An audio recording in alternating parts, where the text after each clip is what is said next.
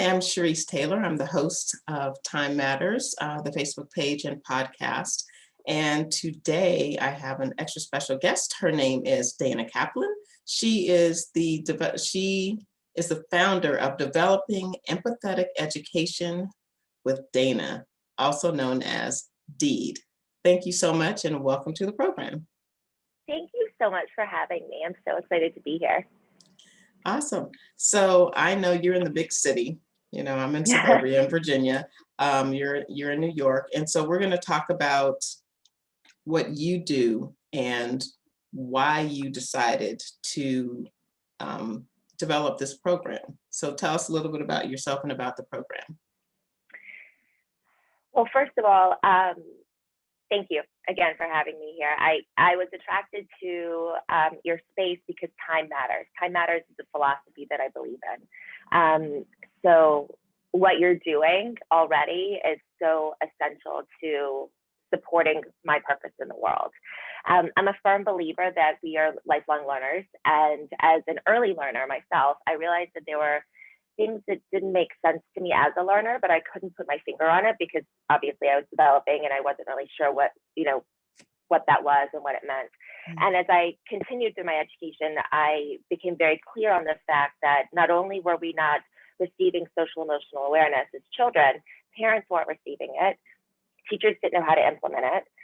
Fast forward, I went to college and then into grad school, and my learning challenges really became clear to me that the reason I was having difficulty connecting with whatever material was being taught to me was because I was expected to fit into the mold wherever I was walking into, instead of the mold being my space, right? Instead of teachers saying, wait a second, hold on, let me stop and pause. Is she understanding what I'm teaching? Does she know how to ask the questions to support her learning? What kind of critical thinking is going on? And it really helped me become clear with the fact that not only did I want to become an educator, but I wanted to become an educator with purpose. And I didn't want to, I wasn't just coming in to follow a curriculum. I wasn't just coming in to fill a space in a room and, help kids get through certain standards. So developing empathetic education with Dana started because I realized that not only if empathy is everything, and it starts with self-awareness. And self-awareness is an essential key for all of us. If we lack self-awareness, we're enabling ourselves from having relationships. We're enabling ourselves from moving forward in life. And so in the classroom, the first 2 months of school are always about social emotional learning for me. How is my voice important? Why do I need to use my voice? When do I use my voice? Where do I use my voice? How do I also speak up to people that I think I'm supposed to be listening to all the time? And teaching kids that listening is to learn. And that is so important, because when we can teach children listening is to learn, that means that they can then teach others that are older, younger, all the way around. So when I left the classroom about 2.5 years ago, knowing something else was bigger for me, but I wasn't really sure what that was. I dabbled, I researched, I traveled a lot, talking to people around the world, trying to figure out what was missing, and was this just something in New York? Was it just something in Georgia when I was there? Was it just something in the United States? And the beauty of humanity showed me that the underlying element that we all need as learners was missing all around the world. And so I returned from Australia, and I put all of my ideas down on paper, and I talked to many people, politicians here in New York that could have made differences. And I realized that I have to do it on my own. And so developing empathetic education came out when I realized that children must know how to effectively communicate. And not just effectively communicate, but highly effectively communicate, listen to learn, express themselves with ease. And that's when everything just flowed. And I was talking to parents and children, and they're like, when are you starting? When are we going to do this? And COVID hit. And which was a whole other experience on its own. So my whole in-person experiences all turned into online, which I taught online before, which is no big deal. But it was a huge deal for everyone else because that's not the norm, right? Right. And so that was a big piece too, is that teaching, adapting to new scenarios and situations. And I think to fully answer your question, I think it's my soul's purpose to really help everyone in the world know that their thoughts do not control them. Their ideas must be heard, and we can change. Mm-hmm. And that's really what it comes down to. And I think with everything that you've said, it empowers our children, and therefore they can think bigger and grander. And so going from that, can you talk about why school divisions partnered with you? Because that's a huge step to go from what you just said to actually implementing it and having a school division want to partner with you on that. Were they open initially? Great question. Great question. So I discovered when I was a teacher in school, excuse me, in the four walls, excuse me, that we're thrown so many materials all the time, right? And we have to pick and choose, and because unfortunately, testing is driven everywhere. Everything is driven by a test, right? So I chose to create my own test, and that was a collection of data on what happens if teaching social emotional learning and awareness from the first 2 months of school, instead of focusing on academics, what would happen? Mm-hmm. What would happen? What's my data going to show me, right? And no one else was doing it.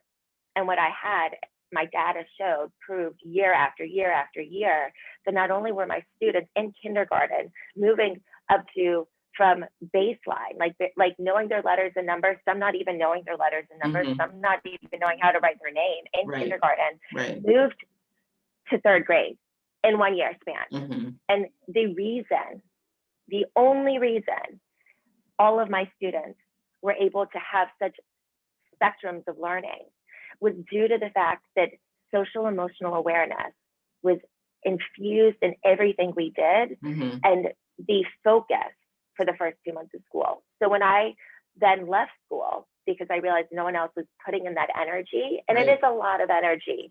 I'm not criticizing. It is a lot of energy. It's also my passion, right? Mm-hmm. So if right. it's your passion, it's not energy that you're exuding. But if you're unsure how to move forward and to do, then it's going to be. So when I spoke to people in New York, I went to, I don't even remember how many schools, up and down all 5 boroughs. Mm-hmm. Parents that I've known, parents that I didn't know were like, please come to my child's school. Please go tell them what you're doing. Please talk with them. And the 2 answers that I kept getting were, we're already doing it, which I know wasn't true because parents wouldn't ask me to go to their child's right. school. Right. And the other answer was, we don't have the money. Mm-hmm. And I was like, I believe you. Mm-hmm. I actually do believe you. And so it got to the point where I went to actually speak with the comptroller of New York City. And I told him what was happening, and I told him what I wanted to do. And he's like, yes, let's do this. And he really tried. He really tried to get me in touch with lots of different people. And Mm-hmm. I really appreciate, my meeting with Scott Stringer and the people that I met because of him, because every person that he connected me with was so committed Mm-hmm. to hearing my story and to hearing my why, right? Mm-hmm. And that's so important. Right. But it's bigger than getting politicians to do it. We have to do it on the baseline. And that's when I realized I had to do it on my own. I had to build my own business. And so then when I went into private schools and when I went into corporations and talking, and they were soaking it up. They're like, how do we have these conversations with our kids? I never knew that I could ask that question to my child's teacher.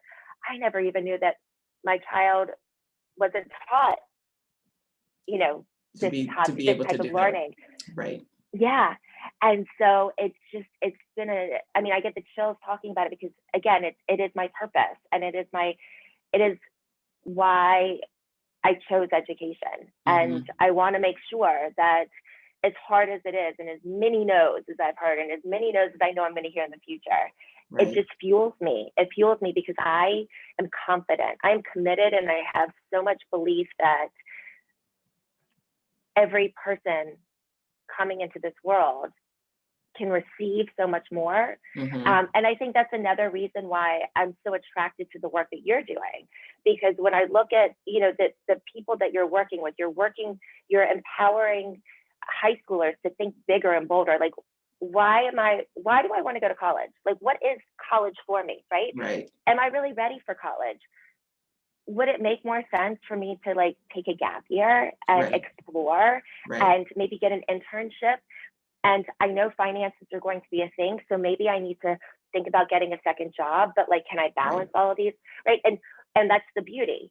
You're giving people, young learners, young adults, the space to think, to choose, to redirect. And Mm-hmm. those essential ingredients, we're not giving kids. All we're Right. doing is telling them what to do and how to do it. Yes. And we weren't created to be robots. And Right. so that's my platform, right? Like that's again why I'm so attracted to the work that you do, because you are empowering curiosity and you're empowering beauty to seek out what fills you instead of just Mm-hmm. doing just because. I appreciate that. I really do. And I talk a lot about, having choices. You have one life and being able to choose, and you should be able to do what you want to do and be able to live, you know, whether it's in a small place or travel or, hunker down in a big place and stay still, whatever you want to do. So I really Mm-hmm. appreciate you saying that. You said a lot, and I think one of the things that you mentioned made me think about the fact that as parents, sometimes we don't know what we don't know. Kids don't know what they don't know, so you don't know what to ask. And you Mm-hmm. assume that the people in leadership and education know, and sometimes they don't know how to interact with different people because everybody's different and they learn differently. So, what pearls of wisdom do you have for families and students regarding their time? Because you're passionate, and so what little nuggets can you give us? I I think one of my favorite gifts, that I first gave myself, and then I started sprinkling it and realizing, um, is to really stop and pause, and really, really stop and pause. And communication is a gift in itself. And so when we can stop and pause and think, how is this conversation going to support the person that I'm working with? How is this conversation going to um, open up a new door for them? Mhm. How will my language impact them? And so I think one of um, my biggest hopes is that when parents sit down and have hard conversations, right? Because that's really what it is, hard Right. conversations, because it could be a hard conversation as baseline as, you know what, you've been eating the same thing for 4 days. What's going on? Like, why do you keep having the same salad 4 days in a row? Is something happening, And it Right. could be the child is just, they need to have some sort of control going on in their life. So they're Right. choosing that, right? Hmm.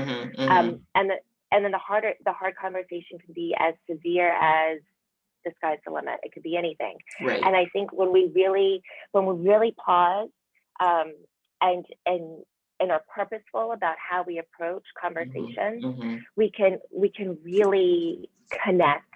And the connection is what is going to truly unleash the inevitable.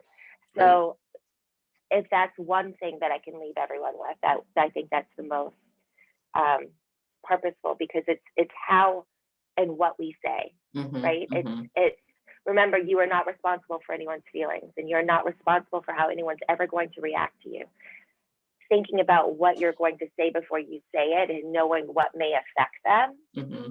plays a crucial role Right. in how the flow of the conversation will go. Right.